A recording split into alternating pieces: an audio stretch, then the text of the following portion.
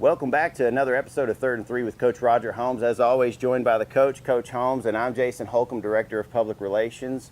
Coach, last week was a week for rest, rebuilding, and getting prepared for one of our biggest tests of the year thus far. How did you feel like the off week went for the Irish? Well, Jason, we think it went well. We were able to get a couple of things in defensively that we didn't have in, for example, when we played at Swainsboro. Got a couple of things installed in our kicking game. And we really tried to go back and work on the things that we haven't done real well. That all being said, we really only worked last week on Tuesday, Wednesday, Thursday. We gave them off on Labor Day. We gave them off on Friday. So our guys should be rejuvenated. They ought to be feeling better. They've gotten some rest, got away from football a little bit, which is not always a bad thing in the middle of the season. So we thought it was a positive week. We hope we got some of those nicks and bruises cleared up, and we'll be healthy when Brooks County rolls in here on Friday night.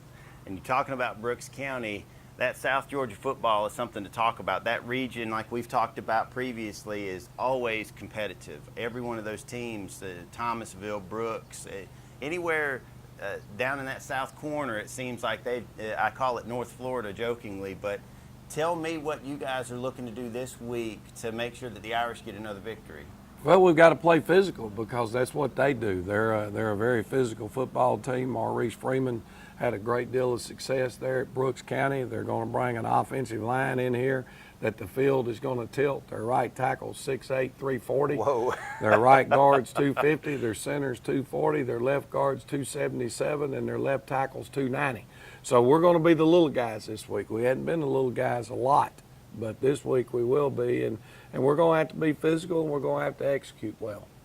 Well, Coach, we always want to make sure that we're keeping an eye out on the guys that are making a difference on the field. With us being a month into the season, thought we'd try to hit a couple of the phases of the game. Tell me the top offensive, defensive, and special teams guys that have been playing thus far. Well, I think, when you look at our offense, it's been a very balanced offense with a lot of people contributing. But, for us, I would have to say right now that our quarterback, Rodriguez Martin, has been not only a good leader, he's gotten us into some good situations, he's been accurate throwing the football, and he's been really done a great job of running the football. From the defensive side of the ball, I would have to go with Jaquez Evans, who's kind of had to step in and help us some at linebacker, and he's averaging about 8.5, 9 tackles a game. Tell folks out there what most folks know him by, though. Well, they go by Donut. And, just so if you hear Donut being hollered out there, that's Jaquez. I had to learn that early on because all I heard was Donut. But I want to go ahead and get that out there so the fans will know they can shout Donut when he makes a big play. Donut, number 9, Jaquez Evans, and he's done a great job on offense too. And then in the special teams area, I think Jaquez Evans' ability to kick the football in the end zone has been huge. Shamar Dollar is getting more accurate with his kicks and his extra points, and hopefully some field goes down the road. So all in all, I think it's been a pretty steady.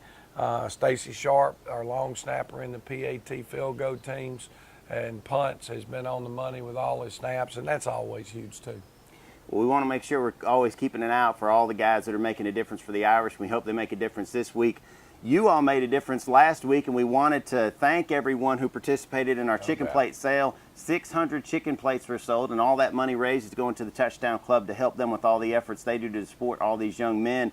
Coach, I know that has to make you feel excited. In fact, there was one post that we saw that we're going to flash for you where two of our young men, Jermaine Cooley and Landon, they delivered plates to the people who delivered them into the world. They delivered plates to one of our local doctors here in town who happened to be the OBGYN that brought them into the world years ago. So I know that has to make you happy when you see all these connections and seeing the community support like that. Well, our community has been gone above and beyond to this point. We do appreciate everything that they've done. These young men work hard, to not only working hard to try to be better football players, but each day we talk to them about being better citizens and better people for Dublin and Lawrence County. And the support that we get from our community only helps to teach these young men the importance of how to give back.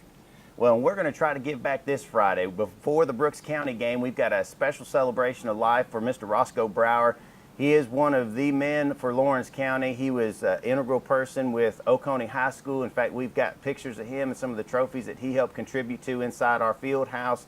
We would hope that you would come out during pregame. We're going to have the air evac helicopter come and land and present a game ball to the family of Mr. Brower. And I can tell you personally, that man was just a fantastic human being. And I know, Coach, for you, it has to mean a lot to see a coach who is more than a coach being honored this Friday. Well, Mr. Breyer, I got to meet him a whole lot through our Hall of Fame. He was always a person that inducted former players from Oconee into the Hall of Fame. What a wonderful guy. And I just hope when I get done coaching that people feel as positive about me as they do Coach Breyer, and condolences to the family, obviously. We lost a great Irish person. Well, but heaven gained one, and so that means we'll have some more Irish eyes smiling down on us from heaven. And Wilma, hope that you guys will come out and participate in this activity. It's going to be wonderful. It's going to be starting right around 7 o'clock, just before pregame wraps up. Be sure to come out and support us. Make sure that you know that homecoming is next week. We're going to be celebrating that and celebrating the young men and women that are going to be on our homecoming court. And as always, stay tuned for 3rd and 3 with Coach Roger Holmes.